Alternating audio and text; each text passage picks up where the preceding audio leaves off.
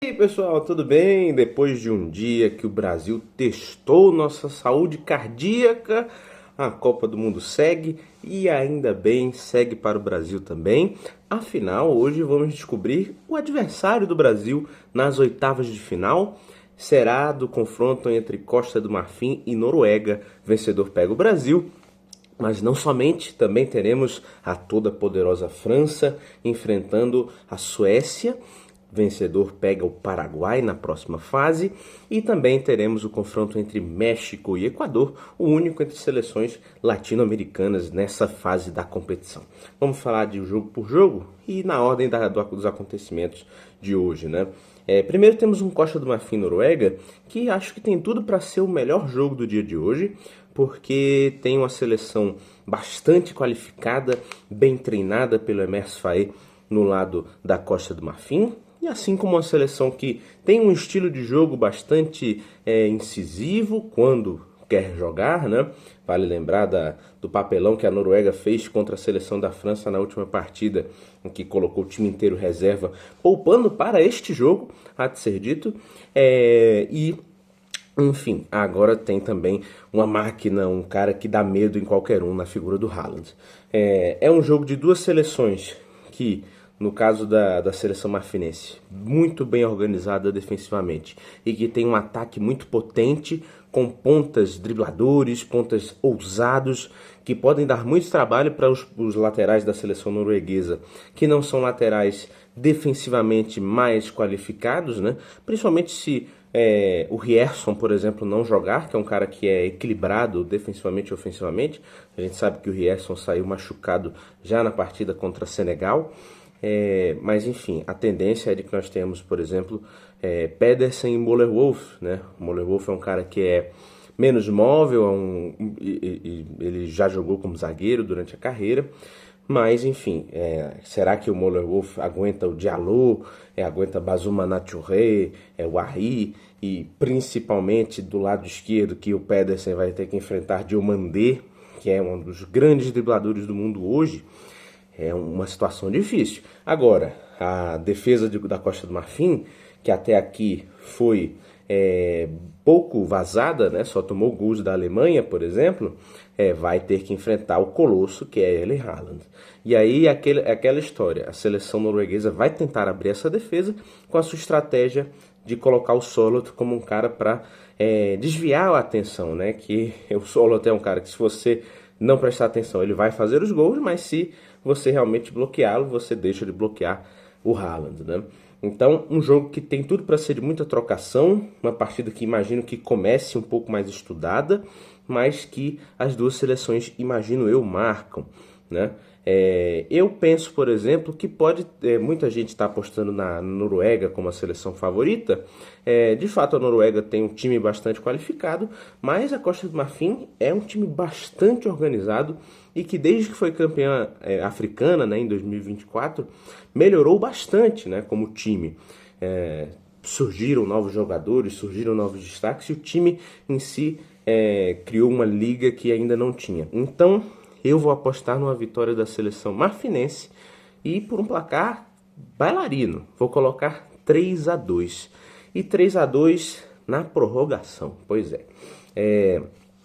E esse é o meu palpite. Indo para isso, vamos para França e Suécia, que, na minha opinião, junto com a Argentina e Cabo Verde, um dos confrontos mais desiguais dessa fase 16avos, né? Tivemos 4 jogos até aqui, todos eles decididos no final, fosse pênaltis, fosse nos acréscimos, e todos os jogos muito equilibrados, né? E acho que a tendência majoritária dos 16 jogos, acho que 14 tem tudo para serem jogos de bastante equilíbrio, de decisões no limite. Mas França e Suécia, Argentina e Cabo Verde podem sim ser jogos próximos, mas a tendência é de nós vermos uma dominância bem clara da seleção mais forte. A França é um time bastante perigoso, que tem falhas, como nós já falamos, é um time que diminui muito o ritmo em partidas que isso pode ser perigoso, ou não, diminui o ritmo fosse contra o Brasil, fosse contra a Argentina, mas fosse também contra San Marino, contra Gibraltar, a França faria a mesma coisa. Pega uma seleção sueca que jogou bem contra a Tunísia, que era uma Tunísia fraquíssima, depois é arrasado por uma Holanda forte e depois praticamente um jogo de compadres contra o Japão. Então é difícil ver uma cara dessa seleção sueca do Graham Potter, que é um treinador focado em tornar sistemas defensivos fortes, mas quando parecia que tinha feito isso contra a Tunísia, e até que fez isso bem contra o Japão, mas de novo, é um jogo que é difícil de analisar, depois toma uma goleada da forma que toma para a seleção holandesa. E a seleção holandesa é uma seleção que para aquele momento dificultou a vida da defesa sueca, pressionou muito aquele time. A França não vai pressionar tanto, mas quando recuperar a bola, é um time que tem muitas condições de ser fatal, né? A França pode ter poucas chances e geralmente produz um bom número de chances, mas alguma delas ela vai guardar, né? Ainda mais com um sistema defensivo que ainda não se provou como é o sistema sueco. Eu acho que esse jogo vai ser 3-0, ou melhor, 3-1. Vamos dizer que o Gyökeres acha um golzinho, um gol de pênalti. 3-1 para a seleção francesa. E fechamos com México e Equador, né? Confronto latino-americano. As duas seleções já se enfrentaram antes na Copa do Mundo. Vale lembrar que, por exemplo, Costa do Marfim e Noruega é um confronto inédito. França e Suécia, confesso que não consigo me lembrar se já houve esse confronto, mas México e Equador sim jogaram na fase de grupos de 2002 com vitória mexicana. E naquele momento na Coreia do Sul, né? Agora nós teremos o jogo no México. O México passou em primeiro, precisava para continuar jogando no México. E se passar, vai continuar jogando no México mais uma vez. Por exemplo, pode ser um confronto contra a Inglaterra, né?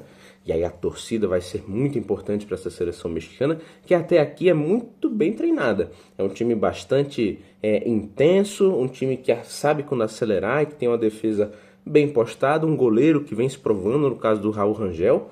Vale lembrar que México e Espanha são as únicas duas seleções na Copa que não tomaram gol até aqui.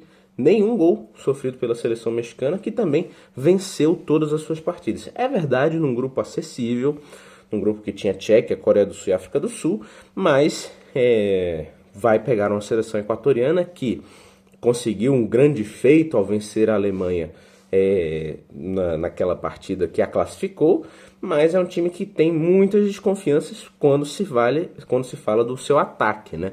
E quando você pega uma seleção que não costuma tomar gols, isso preocupa ainda mais o Equador. O México é um time que tem peças ofensivas muito capazes de machucar uma defesa qualificada, mas talvez não tenha pegado uma defesa tão boa quanto a defesa equatoriana, né? Defesa que tem Capié, Pátio, Ordóñez. É um time muito bem postado naquela parte do campo. Eu acho que esse jogo tem uma carinha, pelo que eu descrevi, de 0-0 e decidido nos pênaltis. Mais um jogo dos pênaltis, seria a terceira disputa de pênaltis já nessa Copa do Mundo. Nessa, eu acho que vai dar seleção mexicana incentivada como time da casa.